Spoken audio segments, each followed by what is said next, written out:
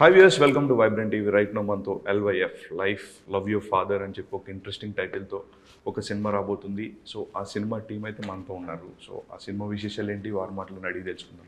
Hi sir. Hi. ఎలా ఉన్నారు? Super.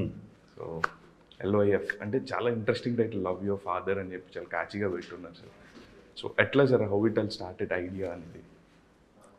Story idea ఒక రియల్ ఇన్సిడెంట్ నుంచి ఇన్స్పైర్ అయ్యాను.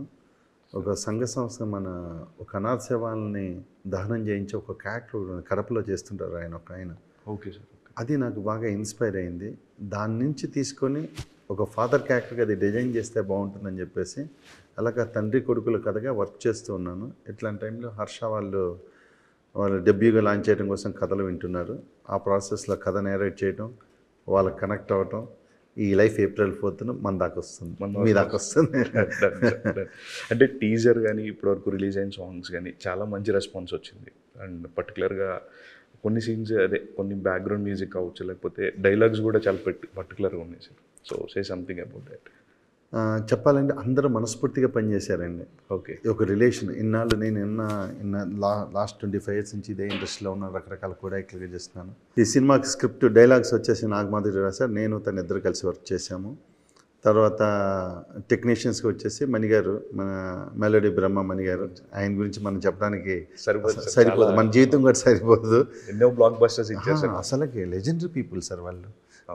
గాడ్ బ్లెస్డ్ పీపుల్ అంటారు చూసారు, అలాగే అందులో మణిగారు లాంటి వ్యక్తులు. అలాగే ఫోటోగ్రఫీ వచ్చి శ్యామ్ కే నాయుడు గారు, ఆయన కూడా అంతే. ఆయన ఒక అద్భుతమైన కెమెరా. అందరూ కూడా మంచి టెక్నీషియన్స్. అలాగే ఈ టెక్నీషియన్స్ సపోర్ట్ వల్ల మీరు ఏదైతే విజువల్స్ గ్రాండ్గా అనిపించాయో దీనికి ఈ శ్యామ్ గారి ఫోటోగ్రఫీ, మణిగారి ఇది, మాధురి రైటింగు, అలాగే ఆర్టిస్ట్గా చేసిన ప్రవీణ్ అవ్వచ్చు, మన చరణ్ గారు, హీరో నవాబ్ షా, వీళ్ళందరూ హెల్ప్ చేయబట్టి ఒక నమ్మి స్క్రిప్ట్ని ఏదైతే కథ నేను నేరేట్ చేశానో వాళ్ళు ఓన్ చేసుకోవడం వలన, వాళ్ళు ఫీల్ అవ్వటం వలన వచ్చిన గుడ్ ప్రాజెక్ట్ ఇది.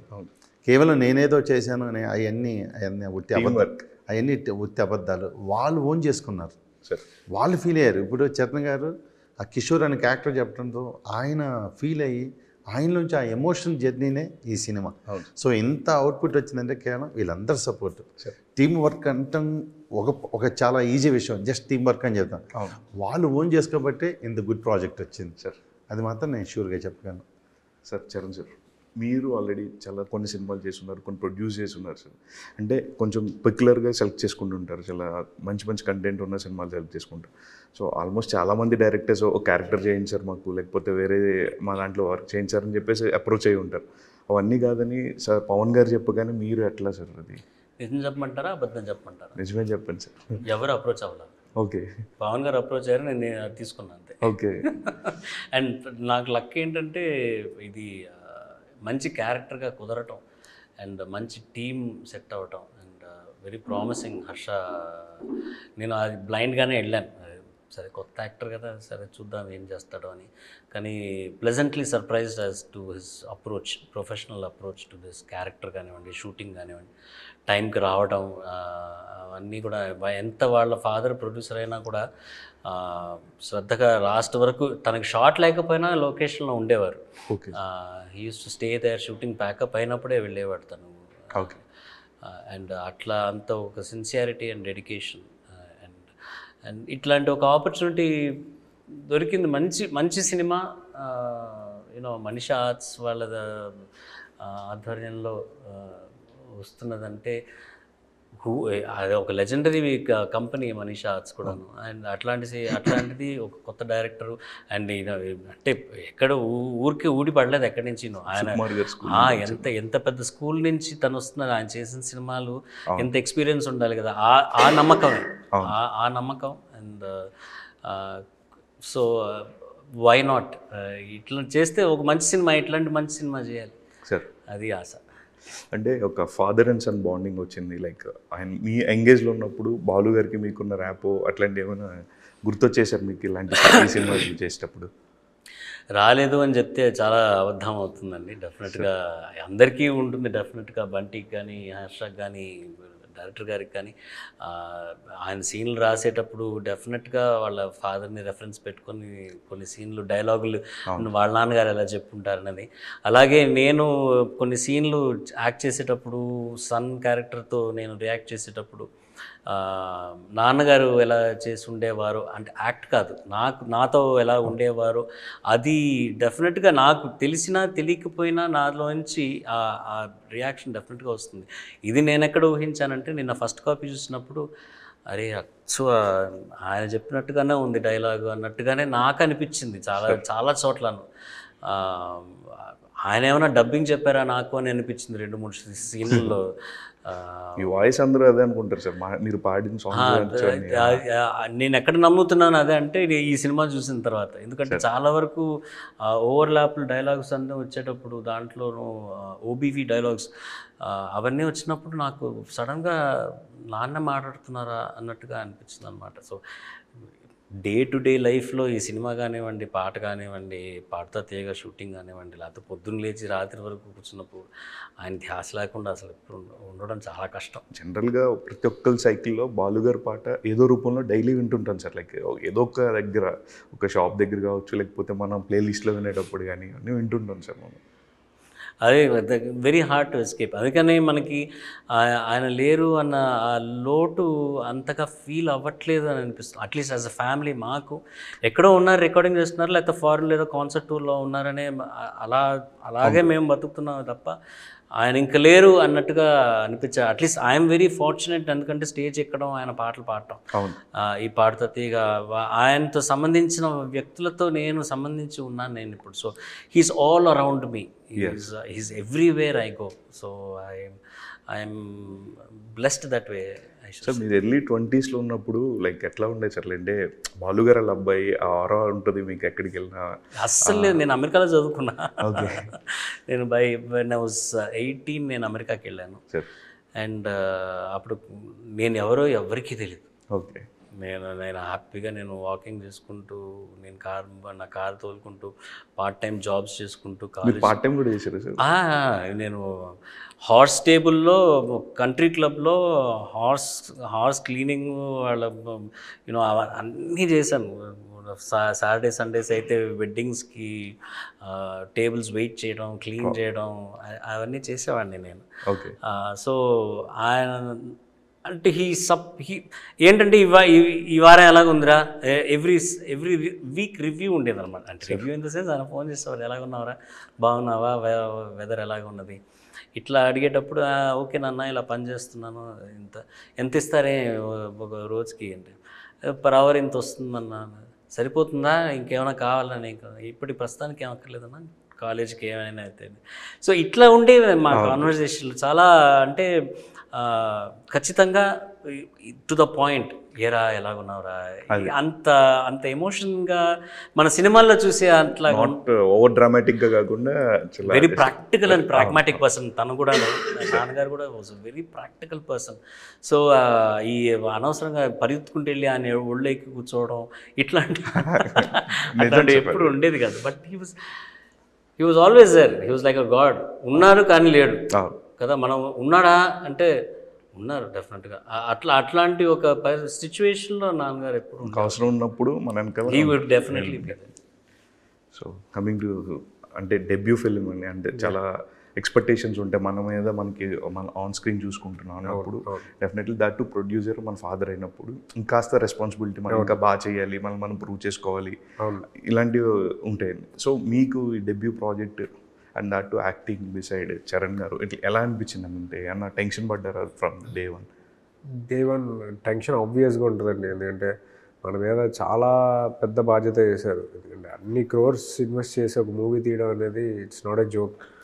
సో డే వన్ కాదు, అది అనుకున్నప్పటి నుంచి నేను మూవీ రిలేటెడ్ వర్క్స్ ఏమున్నాయో అన్నీ స్టార్ట్ చేసుకున్నాం. ట్రైనింగ్ కానీ లేకపోతే అన్ని విధాలుగా మనం ఎందులో అయితే స్కోప్ ఉందో మనం చూపించుకోవడానికి మన స్కిల్స్ అన్నీ ప్రాక్టీస్ చేసి డైలీ అన్నీ చేసి, దాని తర్వాత అప్పుడు ఆన్ సెట్స్కి వెళ్ళి ఓకే చేసి, అప్పుడు ఆన్ సెట్స్కి వెళ్ళి అలా చరణ్ గారు అలా వచ్చేసి అన్నీ కుదిరిపోయి బాగా పెద్ద టెక్నీషియన్స్ ఉన్నారు. శ్యామ్ కే నాయుడు గారు కానీ, మణి శర్మ గారు కానీ, పవన్ సార్ ఆయన ఎన్నో మూవీస్కి కోఆర్డినేటర్గా వర్క్ చేశారు ఆయన కానీ.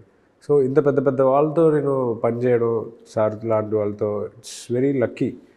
సో ఇది ఫస్ట్ సినిమాకి రావడం అనేది నేను చాలా బ్లెస్డ్ అండ్ లక్కీగా ఫీల్ అవుతున్నాను. సో అది కూడా ఎక్కడ స్పాయిల్ అవ్వకుండా జాగ్రత్తగా ఎక్కడెక్కడ ఎంత ప్లస్ చేయాలో, ఎక్కడెక్కడ ఎంత పాసిబిలిటీ ఉందో పర్ఫార్మెన్స్ వైజ్గా అన్ని విధాలుగా అన్నిట్లో మేము స్కోర్ చేశాను. మా ప్రొడ్యూసర్ గారు కూడా చాలా హ్యాపీగా ఉన్నారు. ఆయన కూడా అందరూ ఫస్ట్ కాపీ చూశారు. చూసాం మేము, నిన్నే చూసాము. ఓకే. సో అందరూ హ్యాపీ. సో April 4th వస్తుంది. అందరికి మీకు కూడా నచ్చుతుంది. అదే మేమైతే ఫీల్ అయ్యామో అది కూడా మీరు కూడా ఫీల్ అవుతారని చెప్పి నెగటివ్ నమ్ముతున్నాం. ఎస్. సో బంటి గారు, హాయ్ అండి. మీ క్యారెక్టర్ ఎలా ఉండబోతుందండి సినిమాలో? ఒక హ్యాండ్సమ్ బాయ్ పక్కన ఒక ఫ్యాట్ బాయ్. ఓకే. మంచి ఫన్ జనరేట్ చేసే క్యారెక్టర్. టెడ్డీ బేర్ లాంటి ఫ్రెండ్. ఓకే. కాలేజ్లో అల్లర్లు. ఓకే. సో అలా ప్రిన్సిపల్ మన రియల్ లైఫ్కి చాలా దగ్గరగా ఉంటుంది అయితే. ఓకే. ఫుడ్. సో కాలేజ్లో అల్లర్లు, ప్రిన్సిపల్ చేతి తిట్లు తిండాలు. సో ఇలాంటి ఫన్స్ మధ్యలో జరుగుతుంది. అక్కడి నుంచి ఒక మళ్ళీ ఫ్రెండ్ ఎలా సపోర్ట్ చేస్తాడు ఒక టఫ్ సిచ్యువేషన్లో ఉన్నప్పుడు. ఓకే. అలా త్రూ అవుట్ మూవీ క్యారీ అవుతుంది అనమాట. ఓకే. ఇది ఆడిషన్ ద్వారా నాకు ఈ రోల్ వచ్చింది. Out and out fun plus little bit serious. Friend కష్టంలో ఉన్నప్పుడు ఎలా హెల్ప్ చేస్తాము అవన్నీ ఉంటాయి కదా. అలా యూజువల్గా కమర్షియల్ సినిమా అన్నప్పుడు ఒక హీరో కాలేజ్ నుంచి ఒక కథ మొదలైతే అక్కడ చాలా ఫ్రెండ్స్తో జాలీగా ఉండటం అవన్నీ చూపించిన తర్వాత కథలోకి దిగుతారు. సార్ యూజువల్గా కమర్షియల్ సినిమా ఫార్మాట్ ఒక హీరోయిన్ వచ్చిన తర్వాత లేకపోతే ఒక ఫ్యామిలీకి ఒక ప్రాబ్లం వచ్చినప్పుడు తనను ఇంకా టేక్ ఓవర్ చేసుకోవాలన్నప్పుడు యూజువల్గా కొన్ని క్యారెక్టర్స్ కనపడకుండా పోతాయి సినిమాలో. అసలు స్క్రిప్ట్లో స్క్రీన్ ప్లేలో అసలు ఆ ఫ్రెండ్స్ అందరూ ఏమయ్యారని ఏకంగా ఒక్కడి నించొని ఫైట్ చేస్తుంటాడు అనమాట ప్రపంచాన్ని మొత్తానికి. రెగ్యులర్ కమర్షియల్ ఫార్మాట్ అంటే మొత్తం కాన్సన్ట్రేషన్ ఆ యాక్టర్ మీద, ఆ హీరో మీద పడిపోవాలి మొత్తం. ఇంకా మధ్యలో ఏ డిస్టర్బెన్స్లు ఉండకూడదు. ఈ సపోర్టింగ్ రోల్స్ అనేవి ఏవి ఉండవు అసలు. అట్లా కాకుండా ఈ సినిమాలో లాస్ట్ ఫ్రేమ్ వరకు అది ఎలా తీసుకొచ్చారో బై డిజైన్. అక్కడ షూటింగ్లో లేకపోయినా కూడా ఆ స్క్రీన్ ప్లేలో ద క్యారెక్టర్స్ ఆర్ దేర్. ఆ ఫ్రెండ్స్, ఆ రిలేషన్షిప్ అలాగే మెయింటైన్ చేసుకుంటూ వచ్చి ఈ సినిమా ఆఖరి వరకు ఎంత హీరో అయినా కూడా నాన్నగారు తర్వాత సన్ రావటం, ఒక విషయం చేయటం, దానికి వీళ్ళు సపోర్ట్గా కూడా ఉండరు మళ్ళీ. కానీ it was brilliantly scripted. That was చాలా ఫ్రెష్గా అనిపించింది నాకు చూసేటప్పుడు. యూజువల్గా నేను చెప్పినట్టుగా హీరో అయిపోయిన తర్వాత ఇంకా ఫ్రెండ్స్ ఎవరు కనపడతారు, ఎవరు ఉండరు అక్కడ హెల్ప్ చేయడానికి. ఇంకొక యాక్టర్ ఎవరో కూడా వస్తారు సపోర్టింగ్కి. అలాగే కాకుండా ఫస్ట్ నుంచి తన కాలేజ్ లైఫ్లో ఫ్రెండ్స్ ఆఖరి వరకు సేవ్ చేసుకుని ఆ ఫ్రెండ్షిప్ కూడా ఒక ఇంపార్టెన్స్ ఆ క్యారెక్టర్ ఇస్తాడనమాట. సార్ అది పుష్ప అనేది ఒక ట్రెండ్ సెట్టింగ్ ఫిల్మ్ అయింది సార్. ఇండియాలోనే చాలా పెద్ద పొజిషన్కి వెళ్ళింది అండ్ కలెక్షన్స్ కావచ్చు అని. అండ్ Part 1కి Part 2కి మధ్యలో మీరు కథ రాసుకున్నారు సార్, లేకపోతే ముందు నుంచి లైక్ ఇది యాక్చువల్గా Part 2కి చేయలేదు? Part 2 చేయలేదు. ఫస్ట్ ఒక షెడ్యూల్ మాత్రమే చేశాను, ఆ తర్వాత బయటకు వచ్చేసాను. ఇది మన ఈ ప్రాజెక్ట్ కోసం. ఈ బిఫోర్ నుంచి లాస్ట్ ఒక 3 years క్రితం జరిగింది ఆ కడప ఇన్సిడెంట్ అని చెప్పాను కదా. ఆ కడపలో ఒక వ్యక్తి ఏదైతే అనాథ సేవలను తగలబెడతాడు అన్న కంటెంట్ ఒక ఈనాడు పేపర్లో ఆర్టికల్ వచ్చిందో అది మైండ్లో ఇదే ఉంది. అట్ ద సేమ్ టైం నేనే కాదు, ఏ కోడైరెక్టర్లు అయినా డైరెక్షన్ డిపార్ట్మెంట్ ట్రై చేసేవాళ్ళు, అసిస్టెంట్ డైరెక్టర్లు కూడా వాళ్ళు డైరెక్ట్ చేద్దామని టార్గెట్తోనే ఒకరి దగ్గర వర్క్ చేయడం స్టార్ట్ చేస్తాం. మనకు గ్యాప్ దొరికితే ప్రతి అసిస్టెంట్ డైరెక్టర్ కోడైరెక్టర్లని పేదాలని వదిలేసేస్తే ఒక డైరెక్టర్ దగ్గర పనిచేస్తుంటే అసిస్టెంట్ డైరెక్టర్లే, పేరుకే కోడైరెక్టర్లుగా కానీ మనం అసిస్టెంట్సే కదా. ప్రతి వాళ్ళం పెన్ను కదుపుతూనే ఉంటాం. గ్యాప్ ఒక రోజు ఒక షెడ్యూల్ గ్యాప్ వచ్చిందంటే ఇక మనం ఏదైతే ఒక డ్రీమ్ ప్రాజెక్ట్ అనుకుంటాం, మనకు అవకాశం వస్తే దీంట్లో ప్రూవ్ చేసుకోవాలనుకుంటాం. 100%. ఇవాళ ఇదివరకు చక్కగా పెన్ను పేపర్లు ఉన్నాయి, ఇప్పుడు ఏం లేవు, ల్యాప్టాప్లో మాత్రమే అది ప్యారలల్గా రన్ అవుతూనే ఉంటుంది. ఈ గ్యాప్లో కాదు, నేనే కాదు, వచ్చే యంగ్స్టర్స్ అందరూ డైరెక్షన్ డిపార్ట్మెంట్లో ఇప్పుడు నా దగ్గర పనిచేస్తున్నారు 4 కుర్రాళ్ళు, 4 ప్రయత్నాల్లో ఉన్నారు. నా దగ్గర పనిచేస్తున్నాయి, నా దగ్గర రేపు షెడ్యూల్లో షూటింగ్ వస్తున్నాయి. సార్ వాళ్ళ ప్రొడ్యూసర్ కథ చెప్పమన్నారు సార్, వెళ్తున్నాను, వెళ్ళరా మీకు ఏమైనా ఫోన్ వస్తే చెప్పండి సార్. సో అలాగే ఉంటుంది, ఎందుకంటే అందరం ప్రయత్నం చేస్తూనే ఉంటాం. సో ఈ గ్యాప్ వస్తేనే చేద్దామంటే వర్కౌట్ అవుతుంది. చెప్పారు సార్ సుకుమార్ గారికి కథ ఎలా అనుకుంటున్నాను సార్? లేదు ఆయనకి అసలుకి ఈ పుష్ప 2 హడావిల్లో మీకు తెలియదే ఉంది, ఎన్నో చూశారు కదా. ఆయన చాలా టైం అంతా పుష్ప 2కే సరిపోయింది. ఓకే. ఈ సినిమా మన ట్రైలర్లో సాంగులు చూశారు, డెఫినెట్లీగా నేను హెల్ప్ చేస్తానన్నారు. So waiting. ఆయన ప్రస్తుతం కూడా బిజీగా ఉన్నారు వేరే ప్రాజెక్ట్ గురించి. ఆయన అసలుకి ట్రై చేస్తున్న సిటీలో కూడా లేరు. వచ్చిన తర్వాత కలిసి ఒకసారి అన్నీ చూపిస్తాం. సార్ జనరల్గా మీకున్న ఎక్స్పీరియన్స్లో చెప్పండి సార్, అంటే సినిమా అనేది ఎండ్ ఆఫ్ ద డే మనం ఎంత పెట్టి తీసిన కమర్షియల్ ఫార్మాట్లోకి వస్తుంది సార్. అండ్ ఈ మధ్యకాలంలో ఓటీటీ వచ్చిన తర్వాత సినిమాలు ఎక్కువ కొత్త వాళ్ళతో సరిగ్గా ఆటలేదని చెప్పి డైరెక్ట్ ఓటీటీ రిలీజ్ చేస్తున్నారు.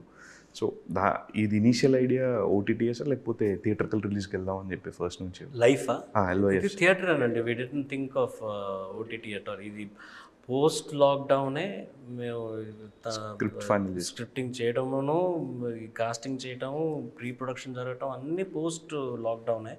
సో మాకు ఎప్పుడూనూ ఇది డైరెక్ట్ ఓటీటీకి మటుకు చేద్దాం అన్న ఇంటెన్షన్ లేదు. అట్లీస్ట్ ఐ థింక్ అట్లా చెప్పాల. It was directly to be థియేటరే. ఎందుకంటే ఇప్పుడు వాళ్ళ ఫాదర్ హీరోగా డెబ్యూగా లాంచ్ చేద్దాం అని చెప్పి అంత ఎఫర్ట్స్ పెడుతున్నప్పుడు డైరెక్ట్గా థియేటర్కల్కే చేద్దాం. అసలు ఓటీటీ అనే ఆలోచన అప్పట్లో లేదు. సార్ సినిమా అయిన తర్వాత ఓటీటీ బిజినెస్లు చేయడం అనేది కామన్ ఫ్యాక్టర్ అది. బట్ స్క్రిప్ట్ థియేటర్ కోసమనే రాసింది. Okay sir. సో బంటి గారు అంటే మీరు కామెడీ అన్నారు కదా, సినిమా అనేది ఒక డిఫరెంట్ జోన్లో వెళ్తూ ఉన్నప్పుడు ఇంక్లూడింగ్ కథలో ఇంక్లూడ్ చేసి ఉంటుందని మీ క్యారెక్టర్, ఇద్దరు క్యారెక్టర్స్, లేకపోతే జనరల్గా ఇప్పుడు ఆయన చెప్పినట్టు కమర్షియల్ సినిమాస్లో ఉన్నట్టు ఒక ట్రాక్ పెట్టారు? లేదు, కథలో ఇంక్లూడ్ అయ్యే కామెడీ ఉంటుంది, కథలో ఇంక్లూడ్ అయ్యే ఎమోషన్ కూడా ఉంటుంది. ఓకే. కామెడీ పరంగా అయితే డైరెక్టర్ సార్ చాలా అంటే సీన్కి వెళ్ళే ముందు కూర్చొని అందరం డిస్కస్ చేసి ఈ డైలాగ్ ఎలా చెప్తే బాగుంటుంది, ఎలా చెప్తే ఫన్ జనరేట్ అవుతుంది, ఇవన్నీ డిస్కస్ చేసుకొని సో ఇక్కడ ఏమన్నా యాడ్ చేయొచ్చా సార్, ఇక్కడ ఏమన్నా యాడ్ చేయొచ్చా అని లిబర్టీ సార్ వచ్చేసి నీకు యాడ్ చేయాలనిపిస్తే చెయ్యి, బట్ ఏమైనా స్టోరీకి డివేట్ అవుతుందంటే వద్దు అనేవాళ్ళు. సో దాని పరంగా అందరం డిస్కస్ చేసుకొని ఆ సీన్ అయితే చేసాం. సీన్స్ అయితే అలా చేసామన్నమాట. ఫన్ అయితే బాగా వచ్చింది. April 4th మీరు థియేటర్లో అయితే బాగా ఎంజాయ్. ఫస్ట్ హాఫ్ అయితే హిలేరియస్గా ఎంజాయ్ చేశారు. సెకండ్ హాఫ్లో కూడా శకలక్ శంకర్ గారు, ప్రవీణ్ గారు, భద్రం గారు చాలా ఫన్ చేశారు. మేమైతే నేను చూసినప్పుడు కూడా రెండు ఎంజాయ్ చేసాము. First half, second half okay. Second హాఫ్లో ఎమోషన్ ఉన్నా కూడా ఫన్ మిస్ అవ్వలేదు. ఆడియన్స్ ఎక్కడ బోర్ ఫీల్ అవ్వరు అనేది అర్థమైంది. ఓకే. మీ ఫస్ట్ డెబ్యూ సినిమాలో ఆల్మోస్ట్ అందరూ కూడా మంచి టెక్నీషియన్స్, ప్లస్ అందరూ కూడా నోన్ యాక్టర్స్, పెద్ద యాక్టర్స్ అందరూ ఉన్నారు. మీకు కొంచెం ఛాలెంజింగ్ అనిపించింది అంటే మీకు బాగా కష్టమైన సీన్ కానీ ఇట్లా ఏమైనా ఉందా? ఎక్కువ కష్టమైన సీన్స్ ప్రతి ఒక్కరికి ఉండదండి. ప్రతి సినిమాలో నాకు తెలిసి ఏదో ఒకటి రెండో సీన్స్ కష్టమైనవి ఉంటాయి. ఓకే. ఇంతమంది పెద్దవాళ్ళ దగ్గర మనం ఇంప్రెస్ చేయాలి, ప్రతి ఒక్కరిని ఇంప్రెస్ చేయాలి. లేకపోతే వచ్చి ఎందుకు వస్తారబ్బా ఏదో టైంపాస్కి డబ్బులు ఉన్నాయని చెప్పి వచ్చేసి ఏయో తీసేసుకుని టైంపాస్కి అన్న మాట అసలు రానికూడదు. నాకంటే ముందు మా ఫాదర్కి బ్యాడ్ నేమ్ అది. ఇలాంటి వాళ్ళు ఎందుకు ఎంకరేజ్ చేస్తారని ఫస్ట్ నుంచి నేనేంటంటే నేను నా 100% ఎఫర్ట్స్ పెడతా. ఆయనకి బ్యాడ్ నేమ్ ఎట్టి పరిస్థితుల్లో రాకూడదు.